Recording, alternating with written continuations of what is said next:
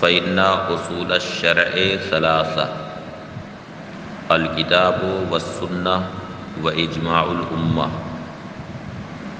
والاصل الرابع القیاس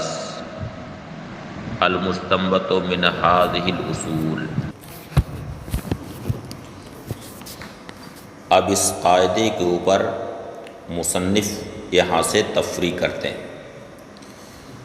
فرماتے ہیں وعلی ھذا قلنا، اسی بنیاد پر ہم نے کہا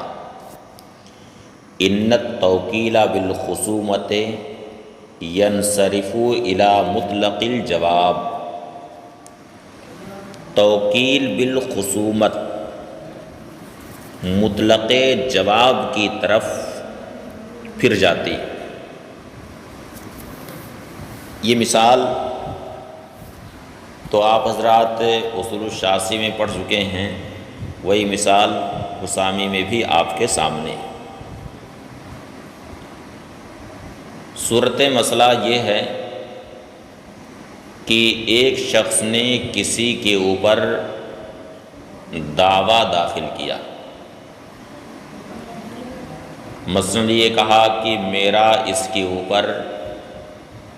یہ حق عائد ہوتا ہے، مثلاً میرے مکان پر قبضہ کر لیا ہے، یا میرا اس کے اوپر دین عائد ہوتا ہے، اس طرح سے کوئی دعویٰ داخل کیا۔ اب جو مدعا علیہ تھا وہ بجائے خود قاضی کی مجلس میں جانے کے اس نے اپنا کوئی وکیل مقرر کر دیا کہ تم اس بارے میں میری طرف سے وکیل ہو اور میرے اوپر مدعی نے جو دعویٰ کیا ہے اس تعلق سے تم اسے جواب دو۔ تو ظاہر ہے کہ کسی کے اوپر جب دعویٰ داخل ہوتا ہے کسی کے خلاف تو قاضی مدعا علیہ کو طلب کرتا ہے اور مدعا علیہ سے بتاتا ہے کہ تمہارے خلاف ایسا ایسا دعویٰ داخل ہوا ہے۔ اب ظاہر ہے کہ مدعا علیہ کے سامنے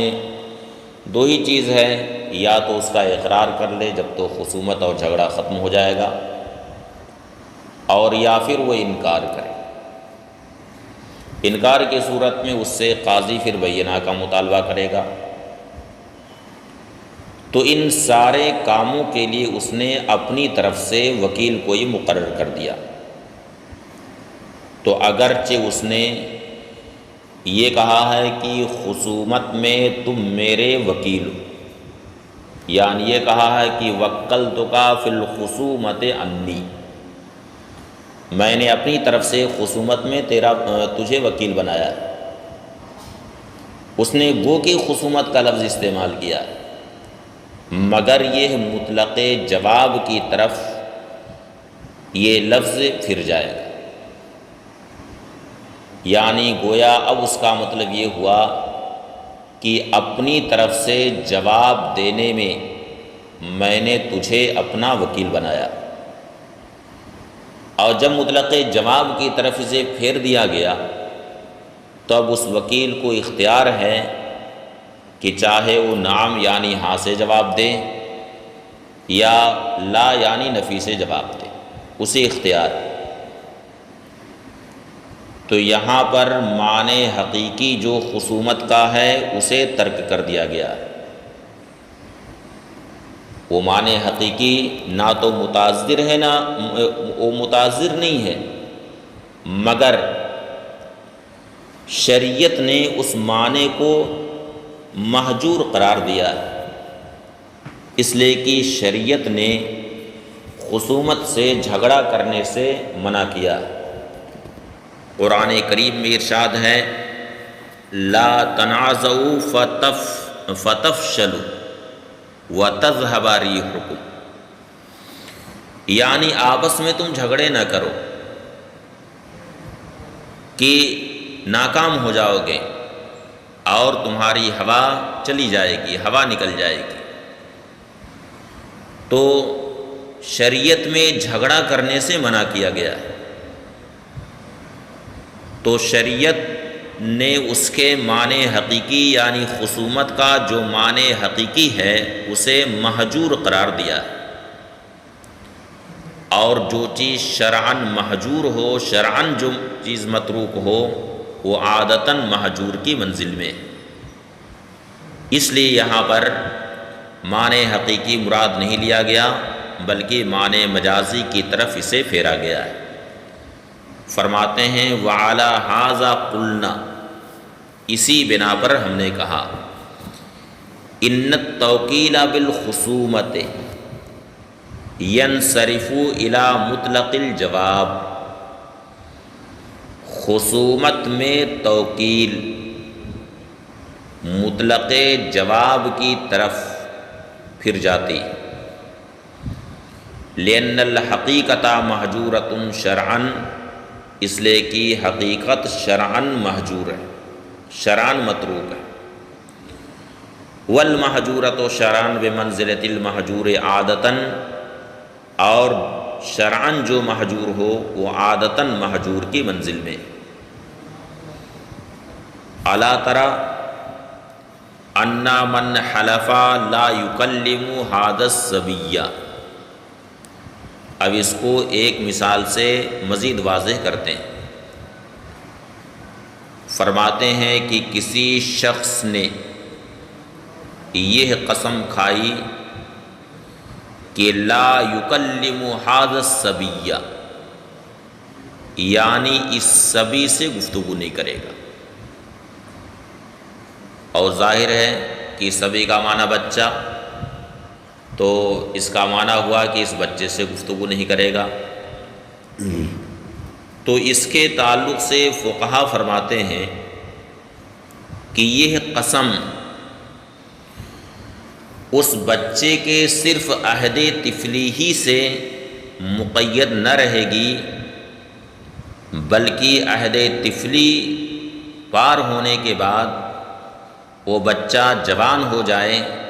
اس وقت بھی اگر اس سے گفتگو کرے گا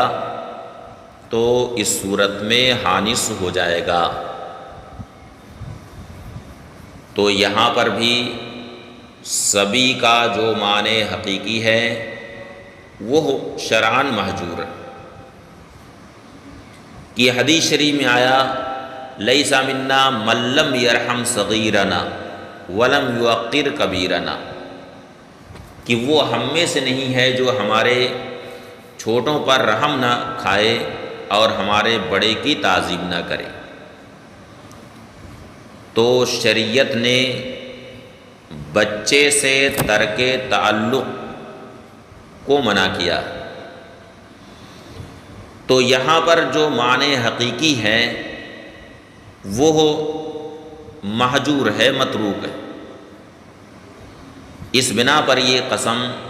اس بچے کے صرف بچپن ہی کے زمانے سے مقید نہ ہوگی،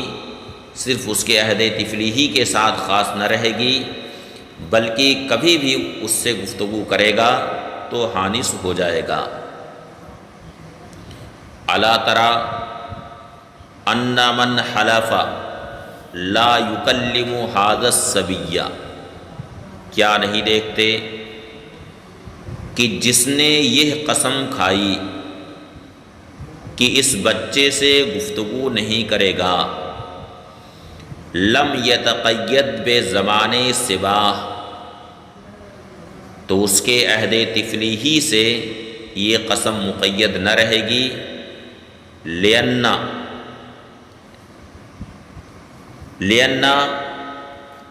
حجران الصبی محجور شرعاً، اس لیے کہ بچے سے ترک تعلق کرنا شرعاً محجور ہے۔ یہ بات یہیں پر مکمل ہو گئی۔ اب حقیقت کی تیسری قسم،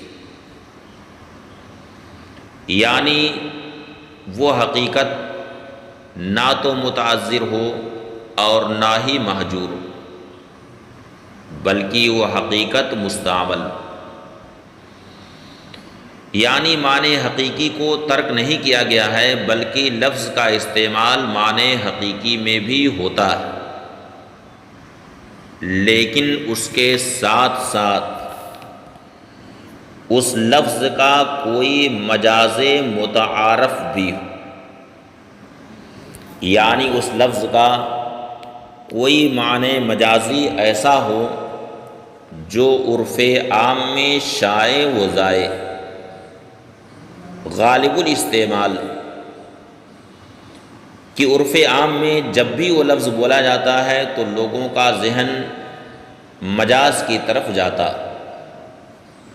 اسی کو کہتے ہیں مجاز متعارف، یعنی اس لفظ کا کوئی معنی مجازی ایسا ہو جو عرف عام میں شائع و زائع ہو غالب الاستعمال۔ تو اب ایسی صورت میں اس لفظ سے معنی حقیقی مراد لیا جائے یا مجاز متعارف کی طرف پھیر دیا جائے، تو یہ مسئلہ مختلف فیہ۔ امام ابو حنیفہ رحمۃ اللہ تعالی علیہ کا مذہب یہ ہے کہ معنی حقیقی پر عمل کرنا اولا، جبکہ حضرات صاحبین رحمۃ اللہ تعالی علیہما فرماتے ہیں کہ عموم مجاز پر عمل کرنا بہتر ہے۔ مصنف فرماتے ہیں فَإِنْ كَانَ اللَّفْظُ لَهُ حَقِيقَةٌ مُسْتَعْمَلَةٌ، اگر اس لفظ کی کوئی حقیقت مستعملہ ومجاز متعارف، اور ساتھ ہی کوئی مجاز متعارف، یعنی کوئی معنی مجازی ایسا ہو جو عرف عام میں شائع و زائع ہو غالب الاستعمال، کما اذا حلف لا یاکل من هذه الحنطہ او لا یشرب من هذه الفرات، مثلا جب کسی شخص نے یہ قسم کھائی کہ اس گیہوں سے نہیں کھائے گا یا اس فرات سے نہیں پیے گا،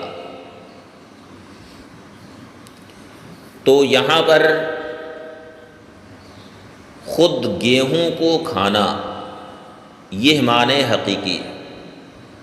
اور یہ معنی حقیقی مستعمل، اس لیے کہ بہت سارے لوگ خود گیہوں کو بھی کھاتے ہیں، اسے بھن کر کے تل کر کے کھاتے ہیں، اسے توڑ کر کے کھاتے ہیں، چنانچہ اس کی دلیا بناتے ہیں، گیہوں کی دلیا بہت سارے لوگ کھاتے ہیں، بہت سے اہل ذوق ہیں جو اس کو بہت زیادہ پسند کرتے ہیں، سوچتے ہیں کہ اس سے جسم میں بڑی طاقت آتی ہے، تو بہت سارے لوگ اس کو پسند کرتے ہیں۔ تو یہاں پر معنی حقیقی کا استعمال ہے وہ متروک نہیں ہوا، لیکن مجاز متعارف، اس لیے کہ عرف عام میں جب یہ لفظ بولا جاتا ہے کہ اس گیہوں کو نہیں کھائے گا،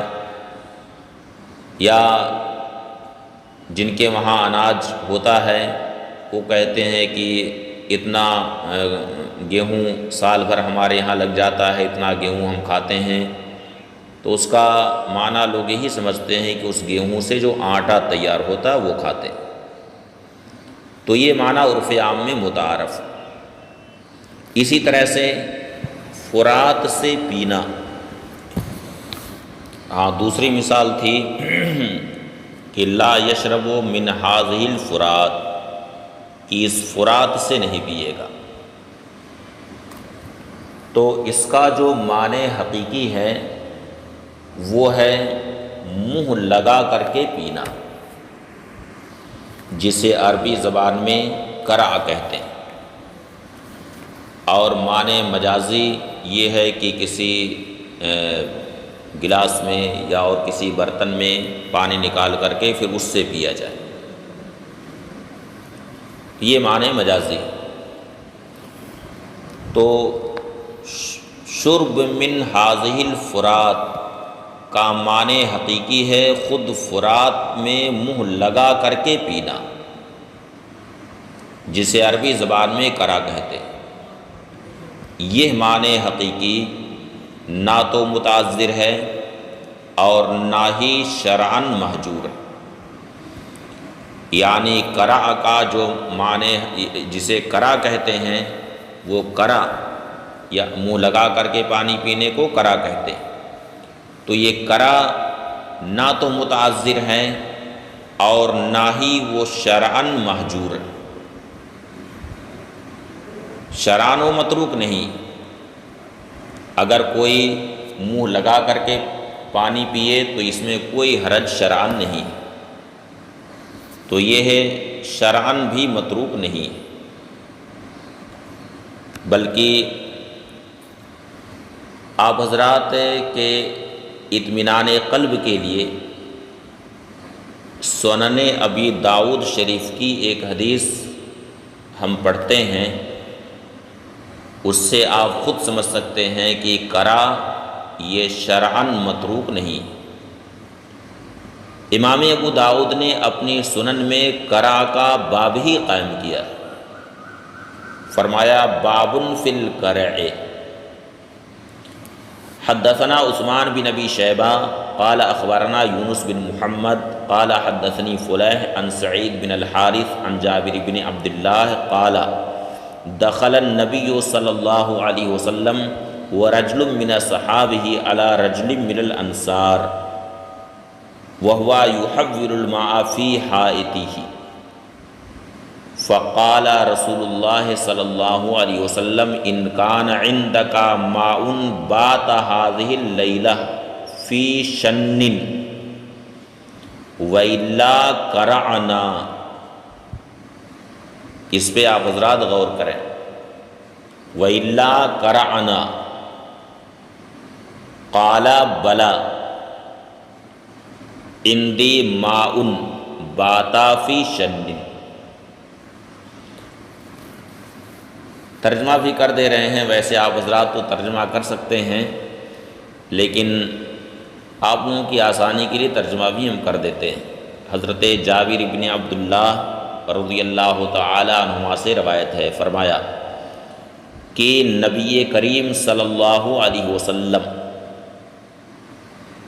اور حضور کے صحابہ کرام میں ایک شخص، اور یہ کون تھے ساتھ میں، اس کے تعلق سے حافظ ابن حجر عسقلانی رحمۃ اللہ تعالی علیہ فرماتے ہیں کہ وہ سیدنا صدیق اکبر رضی اللہ تعالی عنہ تھے۔ علی رجل من الانصار،